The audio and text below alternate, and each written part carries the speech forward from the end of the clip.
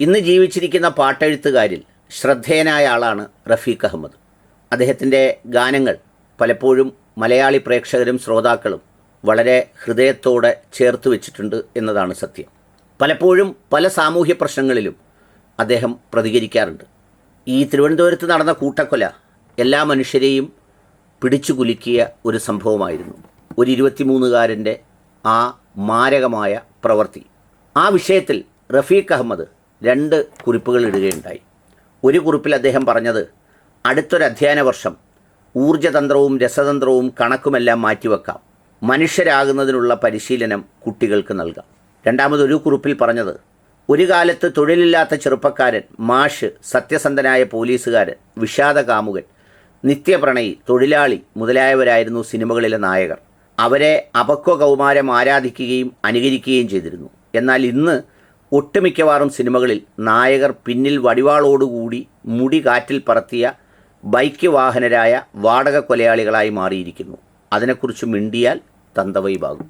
വളരെ ശ്രദ്ധേയമായ 2 കാര്യങ്ങളാണ് റഫീഖ് അഹമ്മദ് പറഞ്ഞത്.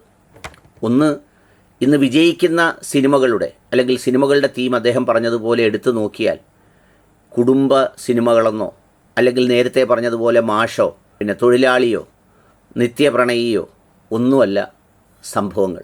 നിങ്ങൾ ആലോചിച്ച് നോക്കൂ, 80കളിലെയും 90കളിലെയും ഒക്കെ സിനിമ എന്ന് പറഞ്ഞാൽ നമ്മൾ കളിയാക്കി പറയും മമ്മൂട്ടിയും പെട്ടിയും കുട്ടിയും എന്നൊക്കെ പറയാറുണ്ട്. ഇതുമായി ബന്ധപ്പെട്ടാണ് മലയാള സിനിമയുടെ ഒരു കേന്ദ്ര ബിന്ദു. അത്തരം സംഗതികളാണ് കാണുന്നത്. എന്നാൽ ഇന്ന് സിനിമയിലെ നായകന്മാർ ഇത്രയും മാത്രം പൊക്കമുള്ള, മുടി നീട്ടി വളർത്തിയ, സിഗരറ്റ് വലിയും കഞ്ചാവ് ഉപയോഗവും ഒക്കെ പരസ്യമായി ചെയ്യുന്ന ഹീറോകളെപ്പോലെ വടിവാളും കൊണ്ട് നടക്കുന്നവരൊക്കെയാണ് സിനിമയിലെ മുഖ്യ കഥാപാത്രങ്ങൾ.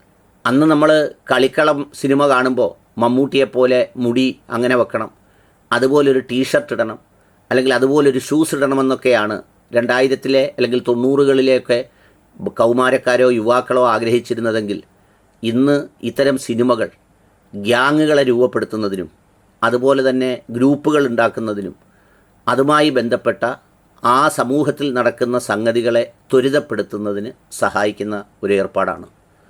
അതെപ്പോഴും അങ്ങനെയാണ്. എന്താണോ സ്റ്റേജിലെ ഷോ, ആ സ്റ്റേജിലെ ഷോയിലെ മൂഡായിരിക്കും കാണികൾക്കുണ്ടാവുക. ഇപ്പോൾ കൊച്ചിയിൽ ആരോ അലൻ വാക്കറോ എന്നങ്ങാണ്ട് പറയുന്ന ഒരു വലിയ ആള് മ്യൂസിക് കൺസേർട്ട് അവതരിപ്പിക്കാൻ വന്നപ്പോൾ അവിടെ പോയ ചിലർ പറയുന്നുണ്ടായിരുന്നു, ആ നിൽക്കുന്ന ഓഡിയൻസിൽ മുഴുവൻ ആളുകളും സിഗരറ്റ് വലിക്കുന്നവരുണ്ട്, മദ്യപിച്ച് നിൽക്കുന്നവരുണ്ട്, അതിനിടയിലൂടെ ഈ മയക്കുമരുന്നും മറ്റുള്ള സാധനങ്ങളുമൊക്കെ ഉപയോഗിക്കുന്നവരുണ്ട്, അടുത്ത് നിൽക്കുന്നവരോട് നിങ്ങൾ മയക്കുമരുന്ന് ഉപയോഗിച്ചിട്ടുണ്ടോ എന്ന് അന്വേഷിക്കുന്നവരുണ്ട്. അതാണ് അവിടെ നടക്കുന്നത്. അതേ അവിടെ നടക്കൂ. ഞാൻ പറഞ്ഞത് അത്തരം സംഗതികൾ സൃഷ്ടിക്കുന്ന ഒരു ദുരന്തത്തെക്കുറിച്ചാണ് സിനിമയിലെ പാട്ടെഴുത്തുകാരനാണെന്ന ഭയമില്ലാതെ റഫീഖ് അഹമ്മദ് പറഞ്ഞത്. ചിലരങ്ങനല്ല, നമ്മുടെ ഉപജീവനമാർഗം അതാണെങ്കിൽ അതിനെന്തെങ്കിലും പറഞ്ഞു പോയാൽ തങ്ങളുടെ ഊഴമില്ലാതാവുകയും ചെയ്യുമോ എന്ന് ഭയപ്പെടുന്നവരുടെ കാലത്ത് റഫീഖ് അഹമ്മദിൻ്റെ കുറിപ്പ് ശ്രദ്ധേയമായി.